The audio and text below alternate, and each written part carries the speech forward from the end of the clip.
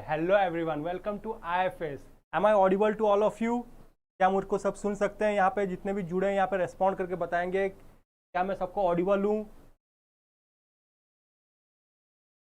M I audible to all of you?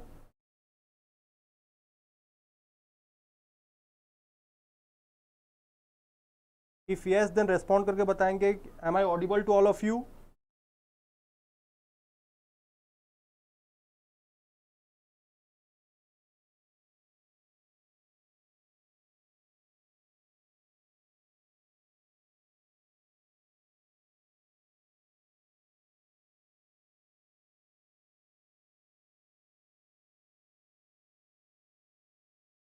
Am I audible to all of you?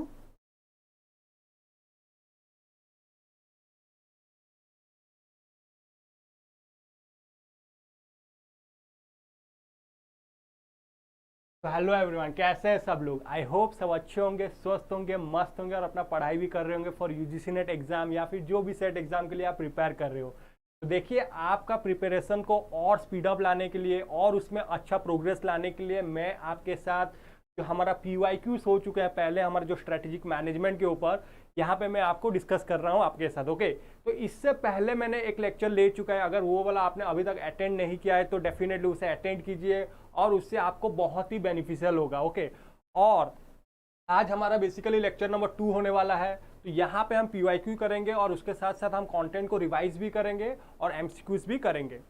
और उससे पहले अगर आपने हमारे चैनल को सब्सक्राइब नहीं किया है, यूजीसी नेट JRF को अगर सब्सक्राइब नहीं किया है तो डेफिनेटली आप सब्सक्राइब कर दीजिए, ताकि आपको ऐसे ही बहुत सारे यहाँ पे इंफॉर्मेटिव वीडियोस भी मिलते रहेंगे, तो जिससे आपको बहुत ही बेनिफिशियल होगा। तो चलिए हम जल्दी से अपना सेशन को स्टार्ट करते हैं। तो सेशन को स्टार्ट करने से पहले एक छोटा सा अनाउंसमेंट है। जो स्टूडेंट्स हमारे यूजीसी नेट पेपर 1 के लिए प्रिपेयर करना चाहते हैं, तो जैसे हमारा यूजीसी नेट पेपर 1 बहुत ही इंपॉर्टेंट होता है। ओके, तो अगर आपको यूजीसी नेट JRF में प्रिपेयर करना है फॉर पेपर 1, तो हमारा बैच स्टार्ट हो रहा है, फ्रॉम 4 अप्रैल से स्टार्ट होने वाला है। ओके, तो आप आराम से इसे ज्वाइन कर सकते हो और आपको यहाँ पे पूरा कोर्सेज स्ट्रक्चर्ड वे में मिल जाएगा। आपको और कहीं कोई भी जाने का ज़रूरत नहीं है, यहीं पे ही सिंपली आपको पूरा properly design, properly structured way में आपको कोर्स अवेल किया जाएगा। उसके साथ साथ देखिए, यहाँ पे प्राइस रेंज है आपका 3499 only.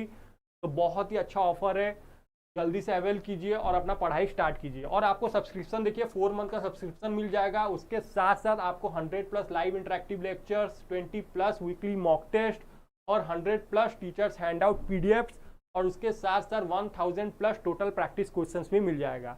Okay, and for more questions, more query, you can also contact with this number also, that is given in the description below also, या फिर आप www.ifsonline.com में भी विजिट कर सकते हो और अपना जो भी क्वेरी से जो भी डाउट है वहां पे आप क्लियर कर सकते हो। Very good evening Rohan. चलिए फर्स्ट क्वेश्चन की तरफ हम मूव करते हैं। तो first question is in your screen, which of the following is not correct. यहाँ पे पूछा है not correct about strategic management. तो यहाँ पे आपको स्ट्रैटेजिक मैनेजमेंट का अगर आपको डेफिनेशन पता है, what do you mean by strategic management अगर पता है, तो डेफिनेटली आप ये क्वेश्चन सॉल्व कर सकते हो। और यहाँ पे पूछा है क्वेश्चन में नॉट करेक्ट। देखिए, नॉट वाले बहुत इंपॉर्टेंट होते हैं, बच्चे यहीं पे ही गलती कर लेते हैं, वो ठीक से क्वेश्चंस को नहीं पढ़ते हैं। तो नॉट करेक्ट को आपको अच्छे से पढ़ना पड़ेगा। तो यहाँ पे क्वेश्चन में पूछा है, it involves formulation and implementation of minor goal. क्या स्ट्रैटेजिक मैनेजमेंट में हमें माइनर गोल्स के ऊपर फोकस करना है? It involves initiatives taken by the top management. क्या स्ट्रैटेजिक मैनेजमेंट में टॉप मैनेजमेंट का रोल बहुत इंपॉर्टेंट होता है और यहाँ पे डिसीजन टॉप मैनेजमेंट लेता है? उसके बाद it is based on the consideration of resources. Yes, it is based on the consideration of resources, मतलब ये बोल रहा है क्वेश्चन में कि आपको रिसोर्सेज को प्रॉपरली यूटिलाइज करना होता है। और लास्ट स्टेटमेंट में बोला है, it include assessment of internal and external environment of organisation. तो यहाँ पे बोल रहा है कि हमें एक्सेस करना पड़ता है both internal and external environment. तो आपको यहाँ पे 4 ऑप्शन दिया है and simply you have to find out which one is the wrong one, कौन सा गलत बोल रहा है। तो कौन बताएगा इसका आंसर क्या होगा? Which of the following is not correct. Not पूछा यहाँ पे, तो एक ऑप्शन ऐसा होगा जो स्ट्रेटेजिक मैनेजमेंट के साथ रिलेट नहीं कर रहा है। तो कौन बताएगा इसका आंसर? चलिए जल्दी से रेस्पॉन्ड करके बताएंगे इसका आंसर क्या हो जाएगा।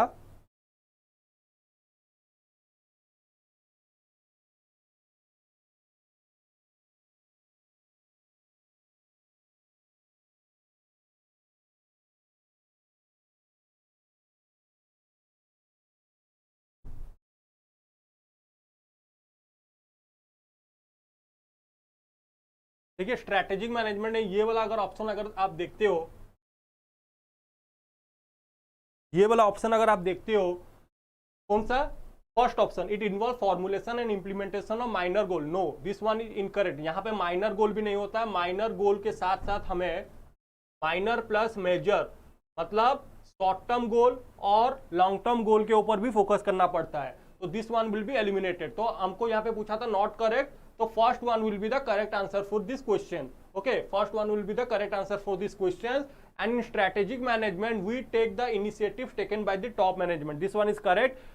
स्ट्रैटेजी कहाँ बनता है? आपका टॉप लेवल में बनता है। उसके बाद जो भी जितने लेयर्स होंगे टॉप मैनेजमेंट में बाद, जैसे middle management, lower level management, उसको एग्जीक्यूट करते हैं।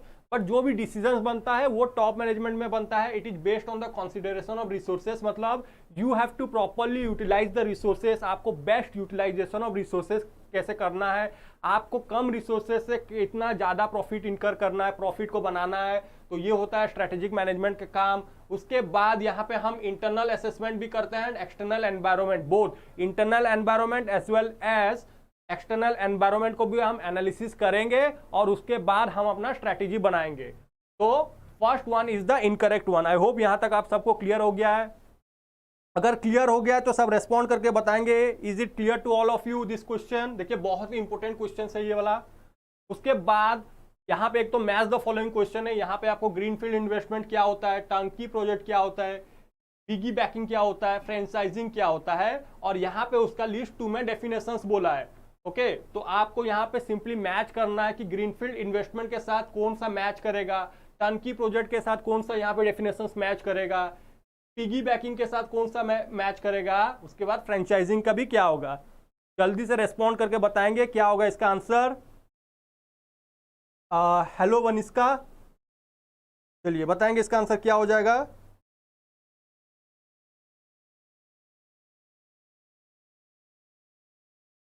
जल्दी से बताएंगे इसका आंसर क्या हो जाएगा। अगर आपको ग्रीनफील्ड इन्वेस्टमेंट क्या है पता है, टर्नकी प्रोजेक्ट क्या है पता है, पिगी बैकिंग क्या है पता है, फ्रेंचाइजिंग क्या पता है, तो इजीली आप ये क्वेश्चन को सॉल्व कर सकते हो।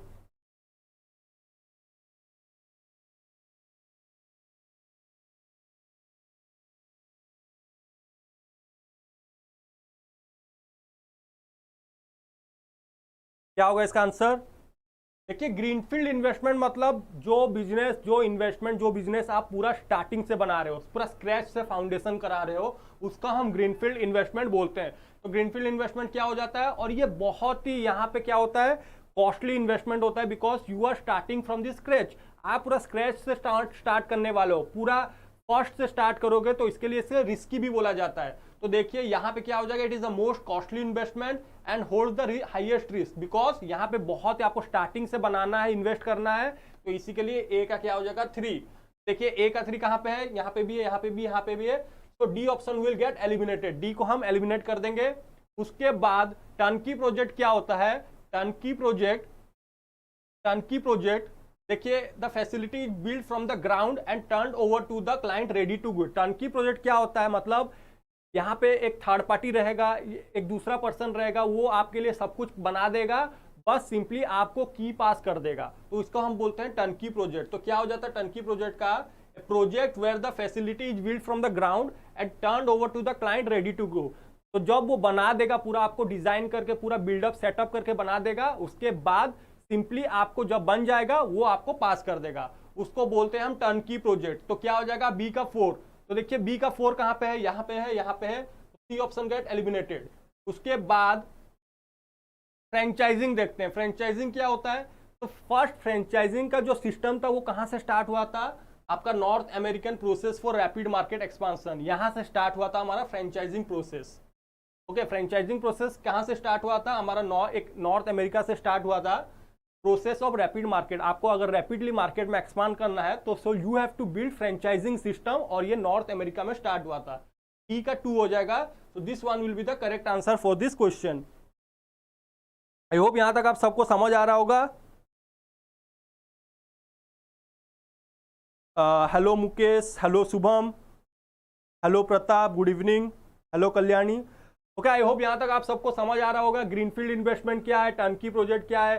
पिगी बैकिंग क्या हो जाता है, पिगी बैकिंग हो जाता है ए यूनिक प्रोडक्ट और service sold in domestic market targeting internal marketing through its customer, मतलब पिगी बैकिंग क्या करते हो आप, डोमेस्टिक मार्केट में प्रोडक्ट सेल करते हो और आप किसके ऊपर डिपेंड होते हो, डोमेस्टिक मार्केट के ऊपर डिपेंड होते हो, ताकि जो भी आपके डोमेस्टिक मार्केट के जो कस्टमर्स हैं वो क्या करेंगे, वो इंटरनेशनल मार्केट में आपका प्रोडक्ट का अवेयरनेस क्रिएट करेंगे। ओके, सिंपली आपको ये यहाँ याद रखना है, पिगी बैकिंग में when you are depend on the domestic market to sell your product into the international market, that is called as piggy backing. Okay, देखिए ये बहुत ही इंपॉर्टेंट है, ग्रीनफील्ड इन्वेस्टमेंट क्या है, टर्नकी प्रोजेक्ट क्या है, पिगी बैकिंग क्या है, फ्रेंचाइजिंग क्या है। तो लास्ट ईयर में ये क्वेश्चन आपको अगर मैच द फॉलोइंग में पूछ चुके हैं तो नेक्स्ट टाइम आपको यहाँ पे डायरेक्ट क्वेश्चन भी पूछ सकते हैं। चलिए नेक्स्ट क्वेश्चन की तरफ हम चलते हैं। Which among the following is not a generic strategy. तो पोर्टर्स का जेनेरिक स्ट्रेटेजी हमने पढ़ा था लास्ट क्लास में, तो यहाँ पे सिंपली आपको पूछा है कि नॉट अ जेनेरिक स्ट्रेटेजी। अगर आपको जेनेरिक स्ट्रेटेजी पता होगा तो इजीली आप ये क्वेश्चन मार्क कर सकते हो। क्या यूनिटी स्ट्रेटेजी आएगा, क्या cost leadership strategy, differentiation strategy या फिर नीच स्ट्रेटेजी, क्या होगा इसका answer? Which among the following is not a generic strategy, क्या हो जाएगा इसका आंसर?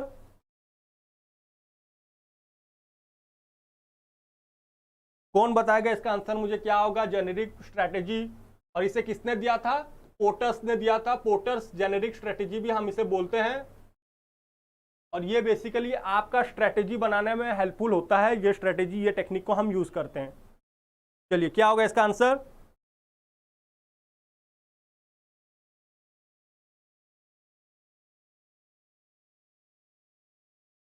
तो इसका आंसर क्या हो जाएगा आपका? इसका आंसर हो जाएगा आपका यूनिटी स्ट्रेटेजी। ऐसा कोई होता नहीं है, बट बाकी अगर आप देखोगे cost leadership, differentiation, niche strategy, this are all the part of Porter's generic strategy. इसे मैंने लास्ट क्लास में भी आपको बताया था। तो जेनेरिक स्ट्रेटेजी क्या होता है? I think this one is visible to all of you.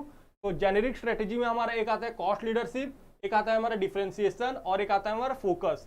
Cost leadership मतलब कैसे? Superior profit through lower cost, मतलब आप क्या कर रहे हो, lower cost, lower price charge कर रहे हो, और ज्यादा से ज्यादा यहाँ पे क्या करते हो, आप प्रोडक्ट को सेल करते हो इन द मार्केट। और यहाँ पे आप क्या करते हो, अपना प्रोडक्शन कॉस्ट को भी कम करते हो, ताकि आप अपना एमआरपी कम कर सको इन द मार्केट, ताकि आपका प्रोडक्ट ज्यादा से ज्यादा सेल होगा। तो बेस्ट एग्जांपल क्या है? वॉलमार्ट, टेस्को। तो वॉलमार्ट क्या करता है, बहुत ही कम दाम में, चीप रेट में आपको प्रोडक्ट सेल करता है, और उससे क्या होता है, उसका बहुत ही ज्यादा amount of customer base create करता है। उसके बाद आता है हमारा डिफरेंशिएशन स्ट्रेटेजी। क्या होता है differentiation strategy? Creating a product और service that is perceived that is being unique throughout the industry. आप यहाँ पे अपना यूनिकनेस ला रहे हो अपना प्रोडक्ट में, आप ऐसा क्वालिटी प्रोडक्ट प्रोवाइड कर रहे हो जैसे कि आपका कॉम्पिटिटर्स नहीं करता है। आप यहाँ पे कॉम्पिटिटिव एडवांटेज गेन करते हो, जैसे मैकडोनल्ड, फीडेक्स, ये सब करते हैं। ये क्या करते हैं, अपने प्रोडक्ट, अपने सर्विस में एक यूनिक डिलीवरी प्रोसेस लाते हैं, एक यूनिक क्वालिटी लाते हैं। उसके बाद आप फोकस में क्या आ जाता है? Concentrating on the limited part of the market. इसे हम क्या बोलते हैं, और क्या नाम से बोलते हैं? नीच मार्केटिंग भी बोलते हैं, नीच सेगमेंट भी बोलते हैं, और इसे हम कॉन्सेंट्रेटेड मार्केटिंग भी बोलते हैं। क्या बोलते हैं? कंसंट्रेटेड, और क्या बोलते हैं हम इसे? कंसंट्रेटेड मार्केटिंग भी बोलते हैं। और फोकस में क्या होता है, आप एक पर्टिकुलर सेगमेंट के ऊपर जब अपना फोकस करते हो, उसे हम बोलते हैं फोकस। जैसे पेप्सिको क्या करता है? पेप्सी प्रोडक्ट के थ्रू यूथ सेगमेंट को टारगेट करता है ऑल ओवर द वर्ल्ड। तो ये था हमारा cost leadership, differentiation and focus. This one is the most important for exam. Okay, या बहुत बार यहाँ से पोर्टर्स जेनेरिक स्ट्रेटेजी से आपको क्वेश्चन पूछ चुका है। आई होप यहाँ तक आप सबको क्लियर हो रहा होगा। नेक्स्ट क्वेश्चन की तरफ चलते हैं। देखिए यहाँ पे आपको बीसीजी मैट्रिक्स से क्वेश्चन आया है।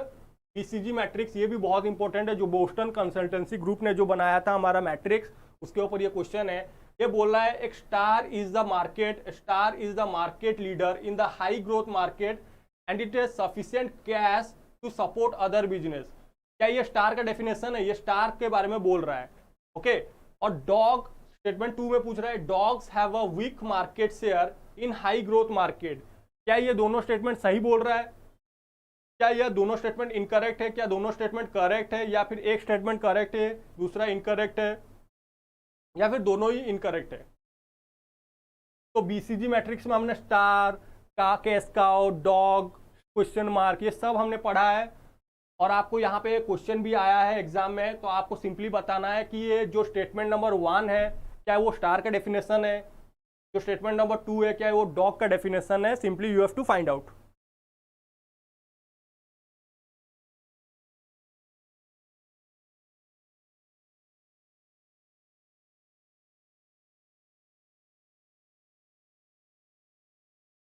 ओके ओके मुकेश, ओके बनिक्सा, ओके अजय, चलिए बताएंगे इसका आंसर क्या होगा। The star is a market leader in high growth market and it has sufficient cash to support other business.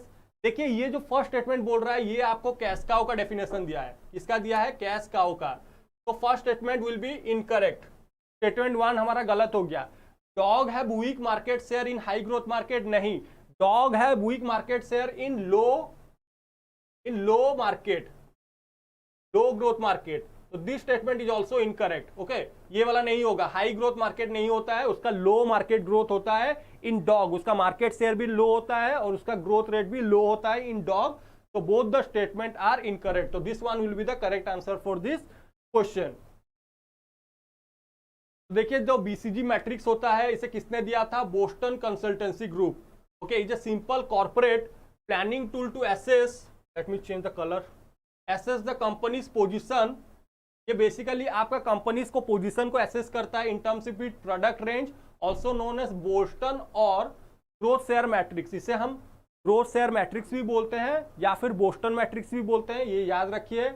और उसके साथ साथ यहाँ से हमको पता चलता है कि हमारा कंपनी जो है उसका पोजीशन क्या है इन द मार्केट। तो उसके लिए उन्होंने 4 क्वाड्रेंट्स बनाया था। एक हमारा स्टार होता है, एक हमारा क्वेश्चन मार्क होता है, और एक हमारा होता है कैश काउ, और एक लास्ट वन होता है हमारा डॉग। और इन्होंने 2 डायमेंशन लिया था। एक डायमेंशन में इन्होंने ग्रोथ रेट को रखा और दूसरा डायमेंशन में इन्होंने मार्केट शेयर को रखा। तो 2 फैक्टर्स को इन्होंने मेजर किया, एक मार्केट शेयर कैसा होगा और हमारा ग्रोथ रेट कैसा होगा। तो अगर आप क्वेश्चन मार्क में हो तो देखिए क्वेश्चन मार्क में क्या है, हमारा हाई ग्रोथ रेट है, हाई ग्रोथ है, बट हमारा मार्केट शेयर इतना ज्यादा नहीं है। यहाँ पे अनसर्टेनिटी है, यहाँ पे आपको क्वेश्चन मार्क लग रहा है, मतलब यहाँ पे अनसर्टेनिटी है कि आपका बिजनेस फ्यूचर में ग्रो करेगा कि नहीं। That is uncertainty 1। यहाँ पे ग्रोथ है बट मार्केट शेयर आपका नहीं है। मार्केट शेयर मतलब आपके पास ज्यादा से ज्यादा कस्टमर बेस नहीं है इन क्वेश्चन मार्क। और देखिए डॉग जो होता है this one is less profitable. यहाँ this is the worst case. यहाँ पे हमें फ्यूचर में कोई भी प्रॉफिट नहीं होता है। यहाँ पे low growth and low market share, यहाँ पे सब this one is the worst case, low growth and low market share and it is less profitable. और स्टार में क्या होता है हमारा? Star high growth and high market share, और यहाँ पे हमारा हाई कॉम्पिटिशन होता है। और कैश काउ क्या होता है? Low growth and high market share and most profitable. Most profitable क्यों होता है? बिकॉज यहाँ पे हम कैश काउ मतलब यहाँ से हम ऐसा टाइप ऑफ हमारा प्रोडक्ट होता है यहाँ पे ऑर्गेनाइजेशन में जहाँ से हमको बहुत ज्यादा प्रॉफिट मिलता है। तो उस टाइप ऑफ प्रोडक्ट को हम क्या बोलते हैं? कैश काउ बोलते हैं। और यहाँ से हमें जितना भी प्रॉफिट होगा उससे हम क्या करेंगे, उसको लेके हम अपना स्टार प्रोडक्ट में लगाएंगे या फिर क्वेश्चन मार्क प्रोडक्ट में लगाएंगे जिसका फ्यूचर में पोटेंशियल है ग्रो करने का। तो ये होता है हमारा BCG matrix. Okay, I hope यहाँ तक आप सबको समझ आ गया होगा। क्वेश्चन मार्क क्या है, डॉग क्या है, स्टार क्या है, कैश काउ क्या है। अगर समझ आ गया है तो रेस्पॉन्ड करके बताएंगे यस और नो में। चलिए नेक्स्ट क्वेश्चन की तरफ हम चलते हैं। When analyzing your business, जब आप बिजनेस को एनालिसिस करते हो and its environment, it is useful to carefully inspect what? To threat, opportunity, strength and weakness या फिर all of the above. What will be the correct answer for this question? देखिए बहुत ही easy question आया था आपके exam में, तो कौन बताएगा मेरे को आंसर इसका क्या हो जाएगा? When you are analyzing your business, you have to also analysis the both the environment, जैसे इंटरनल हो गया, एक्सटर्नल एनवायरमेंट, सबको आप एनालिसिस करोगे तो उसे हम क्या बोलते हैं?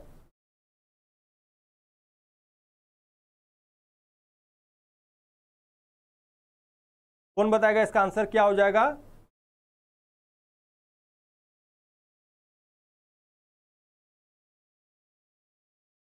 देखिए यहाँ पे आंसर क्या हो जाएगा आपका? All of the above will be the correct answer, because यहाँ पे हम एनालिसिस करने के लिए हम स्वॉट एनालिसिस करते हैं। क्या करते हैं? स्वॉट एनालिसिस। स्वॉट एनालिसिस क्या होता है हमारा? स्वॉट एनालिसिस में हम यहाँ पे S stand for strength, W stand for weakness, O stand for opportunities and T stand for threats.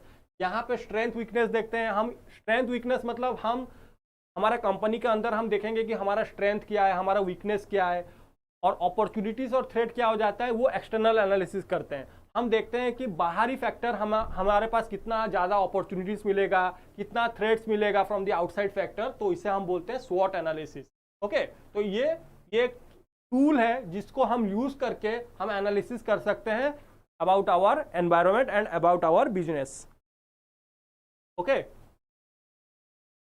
तो देखिए स्ट्रेंथ क्या है। स्ट्रेंथ क्या है? Characteristics of a business which gives it advantages over its competitors. उसके बाद वीकनेस क्या है? Which makes it disadvantageous relative to competitors, ये हमारा वीकनेस आ जाता है। उसके बाद अपॉर्चुनिटीज क्या है? अपॉर्चुनिटीज मतलब फ्यूचर में हमें क्या अपॉर्चुनिटीज मिलने वाला है फ्रॉम दी, ये देखिए ये वाला हमारा इंटरनल एनालिसिस करते हैं, यहाँ से हमको इंटरनल एनालिसिस करके पता चलेगा, और यहाँ से हमको क्या करेगा, यहाँ से हमको एक्सटर्नल फैक्टर्स पता चलेगा, एक्सटर्नल फैक्टर पता चलेगा। थ्रेट से जैसे elements in the external environment that would endanger the integrity and profitability of the business. तो बाहरी फैक्टर्स के वजह से अगर हमको कोई भी इंपैक्ट आता है तो उसे हम किस में गिनते हैं? Opportunities and threat. और हमारे खुद के अंदर क्या स्ट्रेंथ है, क्या वीकनेस है, ये सब हमारा फर्स्ट 2 क्वाड्रेंट से पता चल जाता है। आई होप यहां तक आप सबको क्लियर हो गया होगा। नेक्स्ट क्वेश्चन की तरफ हम चलते हैं। डाइवर्सिफिकेशन, आप डाइवर्सिफाई कर रहे हो एक न्यू बिजनेस में area that has no obvious connection with any of the company's existing area refers to. मतलब यहाँ पे आपका पहले से कुछ एग्जिस्टिंग बिजनेस है, पहले आपका ये एग्जिस्टिंग बिजनेस था, ये एग्जिस्टिंग बिजनेस से आप डाइवर्सिफाई कर रहे हो। डाइवर्सिफाई कर रहे हो, आप क्या कर रहे हो? डाइवर्सिफाई कर रहे हो, एक न्यू बिजनेस में एंटर कर रहे हो, एक न्यू बिजनेस को एंटर कर रहे हो, न्यू बिजनेस में एंटर कर रहे हो। बट ये जो एग्जिस्टिंग बिजनेस है, एग्जिस्टिंग बिजनेस और न्यू बिजनेस के अंदर कोई भी रिलेशंस नहीं है, कोई भी रिलेटेड नहीं है, रिलेशन नहीं है। ओके, मान लीजिए आप पहले मिल्क के ऊपर बिजनेस करते थे, मिल्क प्रोडक्शन करते थे, मिल्क के ऊपर बिजनेस करते थे, बट अभी वो इंडस्ट्री आप छोड़ के अभी आप सीमेंट इंडस्ट्री में आ गए, तो both are unrelated to each other. तो अगर वो वाला हम स्ट्रेटेजी अपनाते हैं, ऐसे अगर हम डाइवर्सिफाई करते हैं, तो उसे हम क्या बोलते हैं? कौन सा टाइप ऑफ डाइवर्सिफिकेशन बोलते हैं, या फिर क्या बोलते हैं उसको, कौन सा स्ट्रेटेजी बोलते हैं, यहाँ पे बताना है। एग्जिस्टिंग बिजनेस में आप थे but you are diversify into a new business. Okay, पहले आप यहाँ पे लिख देता हूँ, पहले मिल्क बिजनेस करते थे बट अभी आप सीमेंट इंडस्ट्री में आ गए। अभी आप सीमेंट इंडस्ट्री में आ गए, एग्जिस्टिंग से न्यू चले जा रहे हो, और उसके लिए आप क्या कर रहे हो? जब डाइवर्सिफाई कर रहे हो and there is no relationship between both the business. तो अगर वो टाइप ऑफ हम बिजनेस कर रहे हैं तो उसे हम क्या बोलेंगे? कौन बताएगा इसका आंसर क्या होगा? देखिए यहाँ पे बोल दिया है no obvious connection with any of the company's existing area. ये एग्जिस्टिंग जो बिजनेस कर रहे हैं इसके साथ हमारा न्यू बिजनेस का कोई भी रिलेशन नहीं है, उसको हम क्या बोलते हैं? उसको हम बोल देते हैं कॉन्सेंट्रेटिक डाइवर्सिफिकेशन। इसका आंसर क्या हो जाएगा? कॉन्सेंट्रेटिक डाइवर्सिफिकेशन। चलिए क्या होता है, वन बाय वन हम स्टडी करते हैं। देखिए फॉरवर्ड इंटीग्रेशन क्या होता है। फॉरवर्ड इंटीग्रेशन में देखिए यहाँ से आपका बिजनेस प्रोसेस स्टार्ट होता है, वैल्यू डिलीवरिंग प्रोसेस स्टार्ट होता है। ये हमारा क्या है? ये हमारा वैल्यू डिलीवरिंग प्रोसेस होता है, एक वैल्यू डिलीवरिंग प्रोसेस। और यहाँ पे देखिए यहाँ से सप्लायर से आप प्रोडक्ट ला रहे हो, मैन्युफैक्चरर से जा रहा है डिस्ट्रीब्यूटर से जा रहा है retailer, and at the end consumer तक पहुंच रहा है। ओके, अगर सप्लायर जो है, जो सप्लायर यहाँ पे जो बैठा है, ये अगर मैन्युफैक्चरर को भी खरीद ले रहा है, डिस्ट्रीब्यूटर को भी खरीद ले रहा है, एंड रिटेलर को भी खरीद ले रहा है, तो उसे हम क्या बोलेंगे? उसे हम बोलेंगे फॉरवर्ड इंटीग्रेशन। क्या बोलेंगे उसको हम? Forward integrator. जब सप्लायर, एक सप्लायर होता है, जो सप्लायर पूरा जो वैल्यू चेन को ही अपने अंडर में कंट्रोल करता है, अपने आप खरीद लेता है उसको हम बोलते हैं फॉरवर्ड इंटीग्रेशन, हम बोलते हैं फॉरवर्ड इंटीग्रेशन। और बैकवर्ड इंटीग्रेशन क्या होता है? देखिए यहाँ पे दिया है, जैसे रॉ मटेरियल से बिफोर, रॉ मटेरियल से आता था आपका मैन्युफैक्चरर के पास, फिर मैन्युफैक्चरर बना के एंड कंज्यूमर को सेल करता था। ओके, बट जो मैन्युफैक्चरर है यहाँ पे, मैन्युफैक्चरर वो अगर ये रॉ मटेरियल सप्लायर्स को खरीद लेता है, उसका बिजनेस को खरीद लेता है, उसे हम क्या बोलेंगे? Backward integration. देखिए आफ्टर होने के बाद क्या होता है? Manufacturer and suppliers of its own raw material. तो मैन्युफैक्चरर था वो उसी का ही रॉ मटेरियल को खुद लाएगा, ये दोनों कंबाइन हो गए, उसे हम बोलते हैं बैकवर्ड इंटीग्रेशन। तो ये क्या होता है, ये बैकवर्ड जा रहा है, तो इसके लिए इसको हम बैकवर्ड इंटीग्रेशन बोल रहे हैं। अगर सप्लायर मैन्युफैक्चरर को खरीद ले रहा है, डिस्ट्रीब्यूटर को खरीद ले रहा है, रिटेलर को खरीद ले रहा है, तो ये क्या हो रहा है, ये फॉरवर्ड मूव कर रहा है, फॉरवर्ड मूव कर रहा है, तो इसे हम बोलते हैं forward integration. Okay, I hope यहां तक आप सबको समझ आ रहा होगा।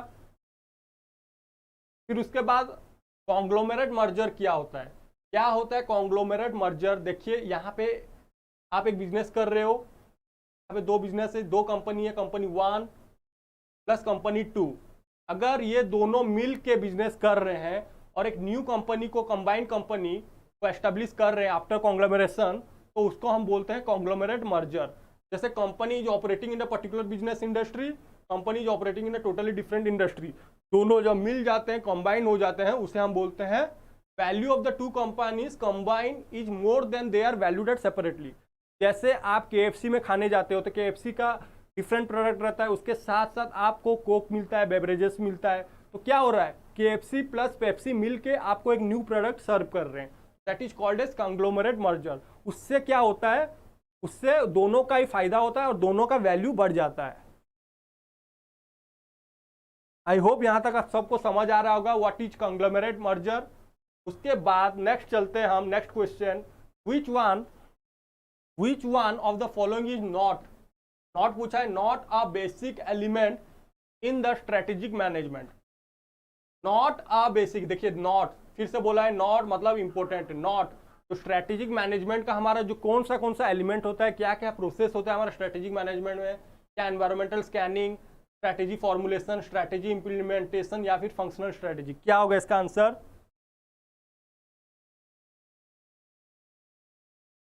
क्या होगा इसका answer, not an element in strategic management, strategic management का पार्ट नहीं है।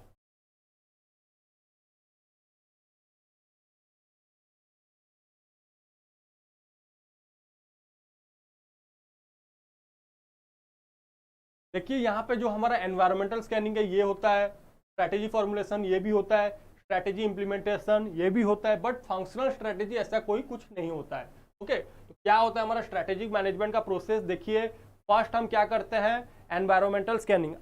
I think this one is visible to all of you, is this slide visible to all of you, yes और नो करके बताएंगे, ये स्लाइड सबको दिख रहा है। फर्स्ट हम क्या करते हैं, एनवायरमेंटल स्कैनिंग करेंगे। First what will do, we will first environment को स्कैन करेंगे, एनवायरमेंट को स्कैन करेंगे, मतलब यहां पे हम देखेंगे इंटरनल एंड एक्सटर्नल फैक्टर को एनालिसिस करेंगे। ओके, इंटरनल फैक्टर और एक्सटर्नल फैक्टर दोनों का एनालिसिस करेंगे। यहाँ पे हम आइडेंटिफाई करेंगे कि हमारे अंदर क्या स्ट्रेंथ है, क्या वीकनेस है कंपनी के अंदर, के साथ साथ हम एक्सटर्नल एनवायरमेंट को भी एनालिसिस करेंगे, क्या क्या हमें अपॉर्चुनिटीज है, क्या क्या हमें थ्रेट्स है। तो बेसिकली हम यहाँ पे क्या करते हैं, स्वॉट एनालिसिस करते हैं। तो ये हो जाता है हमारा environmental scanning. First we have to do the environmental scanning, this one is the most important, याद रखिए ये वाला एग्जाम में आपको क्वेश्चन पूछ चुके हैं। आई थिंक नेक्स्ट टाइम भी आपको ये क्वेश्चन यहाँ से पूछ सकते हैं। फिर हम एनवायरमेंटल ट्रेनिंग करने के बाद स्ट्रैटेजी को बनाते हैं, स्ट्रैटेजी फॉर्मुलेट करेंगे, क्या करते हैं, स्ट्रैटेजी फॉर्मुलेशन।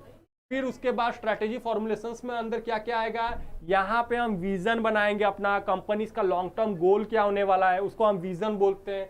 मिशन बनाएंगे, मिशन में क्या होता है, what is the existence of our company, हमारा कंपनी एग्जिस्ट क्यों कर रहा है मार्केट, ओके उसके लिए मिशन बनाएंगे। के लिए हम स्ट्रैटेजीज यहाँ पे बनाएंगे, जो भी हमारा गोल को अचीव करने के लिए क्या क्या स्ट्रैटेजी हमें फॉलो करना पड़ेगा। उसके साथ साथ पॉलिसीज, आपके कंपनी के अंदर भी कुछ पॉलिसीज होता है, कुछ रूल्स होता है, कुछ गाइडलाइंस होता है, ये सब हमारा पॉलिसीज में आ जाता है। स्ट्रैटेजी स्कैनिंग हो गया, स्ट्रैटेजी फॉर्मुलेशन हो गया। फिर हम क्या करेंगे, जो भी स्ट्रैटेजी को बनाया है उसको एट द एंड इंप्लीमेंट करेंगे। इंप्लीमेंटेशन में क्या होगा, प्रोग्राम, बजट एंड प्रोसीजर, ये सब स्ट्रैटेजी इंप्लीमेंटेशन में आ जाता है। स्ट्रैटेजी इंप्लीमेंटेशन करने के बाद at the last we will do evaluation and control.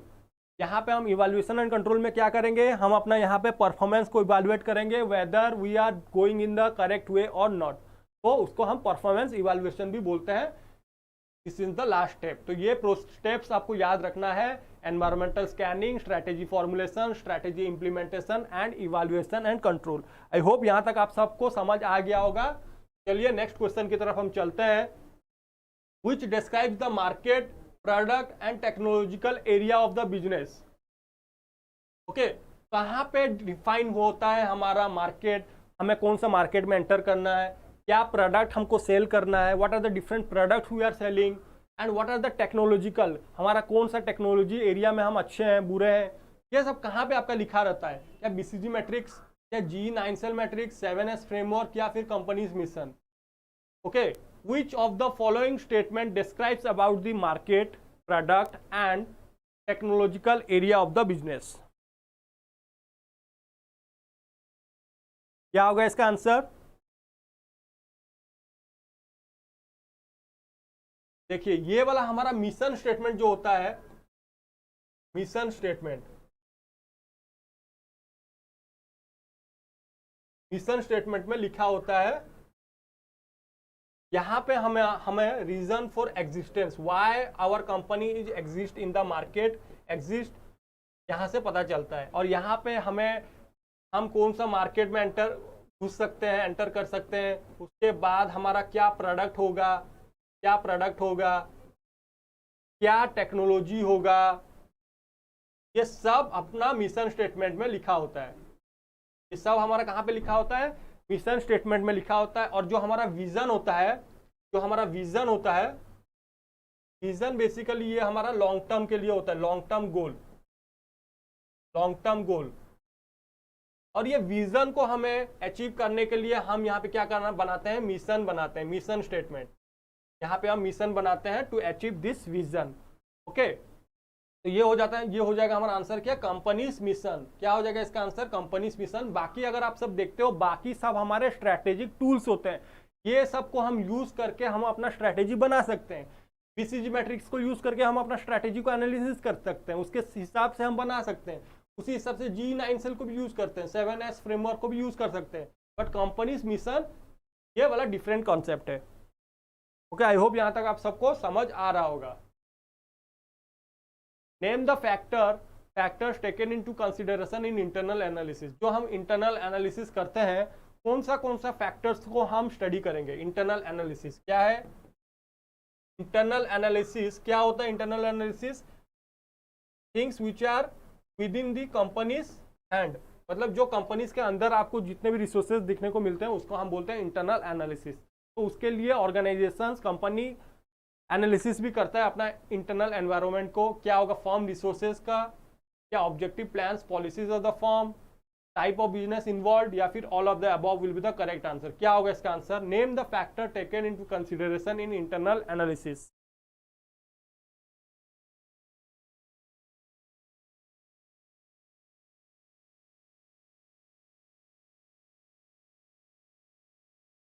What will be the correct answer for this question? Whenever you are doing the internal analysis, you have to look into the firm's resources. आपको form का resources को देखना पड़ेगा। Form से resources के अंदर क्या आ जाएंगे? उसके मैन पावर, उसके एम्प्लॉय, ये सब उसके फॉर्म्स के रिसोर्सेज आ जाएंगे। ओके, उसके साथ साथ हमारा ऑब्जेक्टिव क्या है, प्लान क्या है, पॉलिसीज क्या है। देखिए, ऑब्जेक्टिव के बिना आपका इंटरनल एनालिसिस नहीं कर पाओगे, आप फ्यूचर नहीं पहुंच पाओगे, लॉन्ग टर्म गोल को आप अचीव नहीं कर पाओगे। तो for that you have to also plan, और वो प्लानिंग को अचीव करने के लिए आप ऑब्जेक्टिव बनाओगे, पॉलिसीज बनाओगे, ये भी हमारा इंटरनल के अंदर आता है।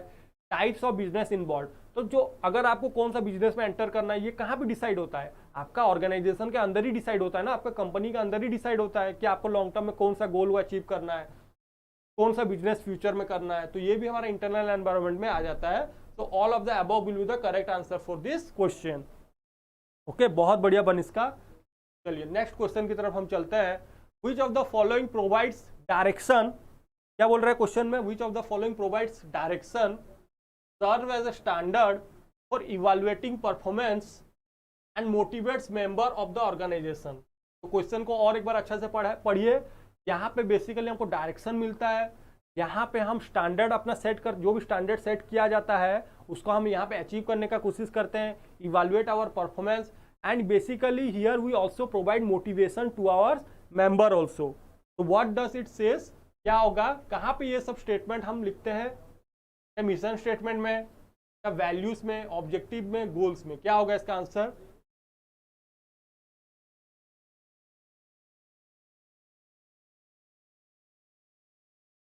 Which of the following provides direction? देखिए डायरेक्शंस, आपको यहाँ से डायरेक्शन मिलता है, के साथ साथ आप जो भी स्टैंडर्ड सेट करते हो उसको इवैल्यूएट करने का कोशिश करते हो। यहाँ पे मोटिवेशंस प्रोवाइड करते हो, मोटिवेट द मेंबर्स, मोटिवेट करते हो। तो ये वाला हमारा किस में आ जाता है? ये वाला हमारा ऑब्जेक्टिव्स में आ जाता है। बिकॉज यर ऑब्जेक्टिव में ही पता चलता है ना हमें कौन सा स्टैंडर्ड अचीव करना है। ऑब्जेक्टिव में ही हम सेट कर लेते हैं कि to achieve this thing in our future. तो यहाँ पे ऑब्जेक्टिव में ही सेट होता है। What is the objective of your organization, what is the objective of your companies. तो वो ऑब्जेक्टिव के जरिए ही हम उसके बाद क्या करते हैं? इवैल्यूएट करते हैं अपना परफॉर्मेंस को। तो यहीं से ही हमको जो भी हम ऑब्जेक्टिव सेट करते हैं वहीं से हमको डायरेक्शंस मिलता है और उसके साथ साथ हम मोटिवेट भी करते हैं। ओके, आई होप यहां तक आप सबको क्लियर हो गया होगा।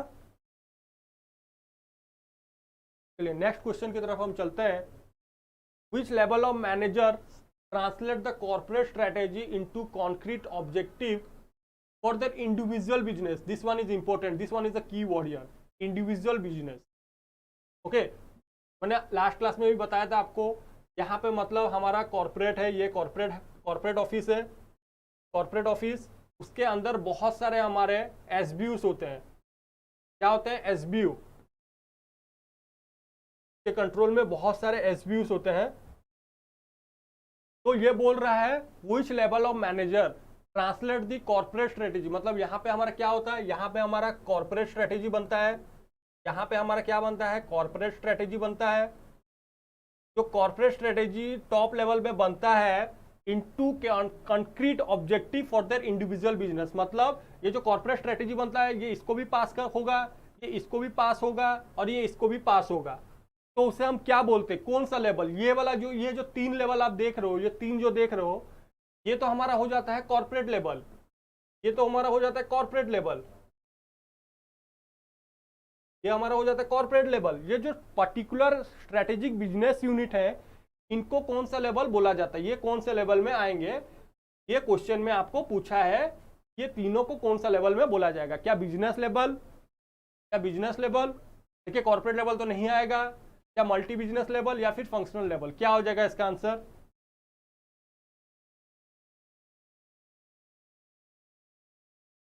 क्या हो जाएगा इसका आंसर? देखिए इसका आंसर क्या हो जाएगा आपका? Business level. बिकॉज क्या हो जाएगा answer? Business level. Because here you are creating particular SBUs. SBUs का मैंने फुल फॉर्म क्या बताया था? Strategic business unit. यहाँ पे पर्टिकुलरली आपका बिजनेस यूनिट है, तो यहाँ पे बेसिकली आपका बिजनेस लेवल स्ट्रेटेजी बनता है। बिजनेस लेवल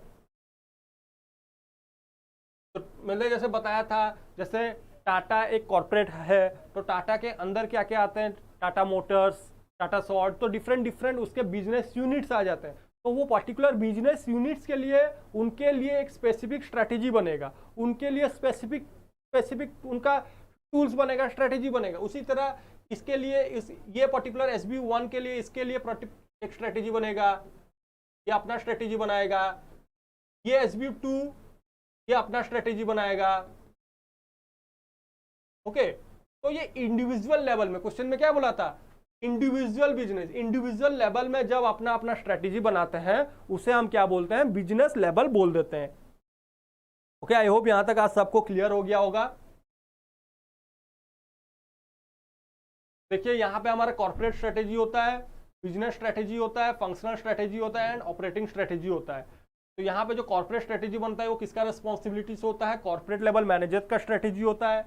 ओके, उसके बाद हमारा जो बिजनेस स्ट्रेटेजी होता है, बिजनेस लेवल जनरल मैनेजर, जो हमारा पर्टिकुलर बिजनेस यूनिट है, इंडिविजुअल बिजनेस यूनिट है, उसके लिए पर्टिकुलर जनरल मैनेजर होंगे, उनका वो टास्क रहता है बिजनेस स्ट्रेटेजीज बनाने का।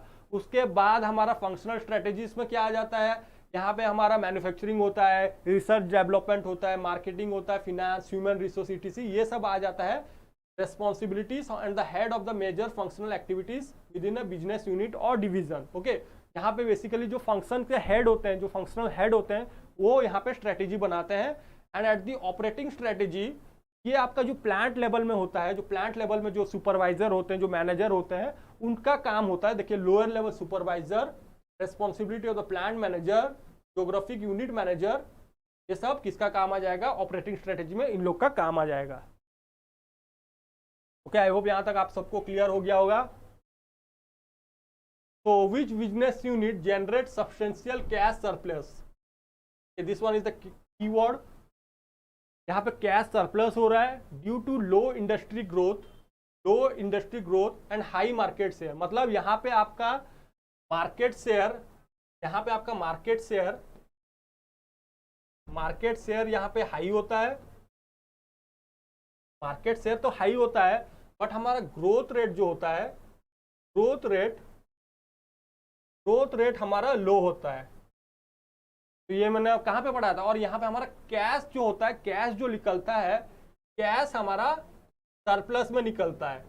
यहाँ से हम बहुत ही ज़्यादा प्रॉफिट इनकर करते हैं, और जो प्रॉफिट निकल के आता है उसे हम क्या करते हैं, आइदर हम उसे स्टार प्रोडक्ट में डाल देते हैं, either we can utilize in the star product में डाल के स्टार को और मजबूत बना सकते हैं, या फिर हम उसे क्वेश्चन मार्क प्रोडक्ट में डाल के उसको फिर से हम स्टार बनाने का कोशिश करते हैं। तो कौन सा, कहां से हमको ये मिलता है, ये हो जाएगा इसका आंसर कैश काउ। मैंने बताया था कैश काउ एक ऐसा प्रोडक्ट है जहां से हम ज्यादा से ज्यादा प्रॉफिट लेने का कोशिश करते हैं, इसीलिए इसको बोलते हैं मिल्क द काउ।